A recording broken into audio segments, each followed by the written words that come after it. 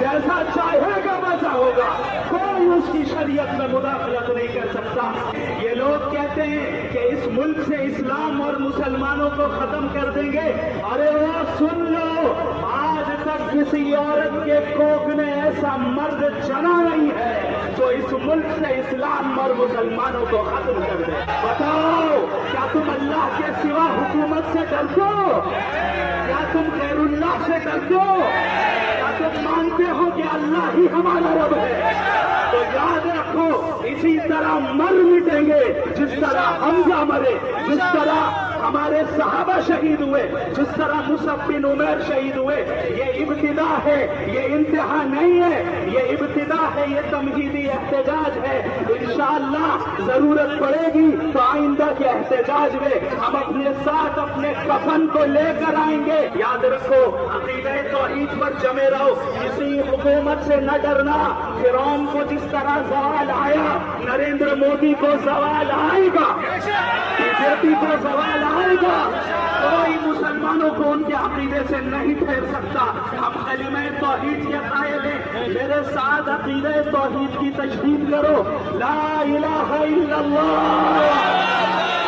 ला इलाहा इल्लल्लाह, ला इलाहा इल्लल्लाह, मुहम्मदुर रसूलुल्लाह।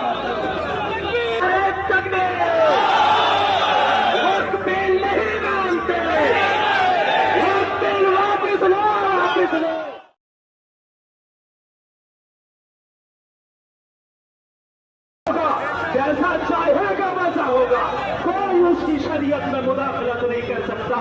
ये लोग कहते हैं कि इस मुल्क से इस्लाम और मुसलमानों को खत्म कर देंगे।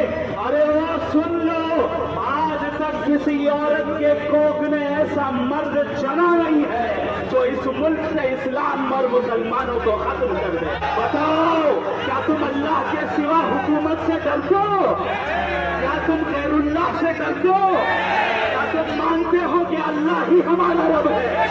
तो याद रखो, इसी तरह मर मिटेंगे जिस तरह हमजा मरे, जिस तरह हमारे सहाबा शहीद हुए, जिस तरह मुसअब बिन उमैर शहीद हुए।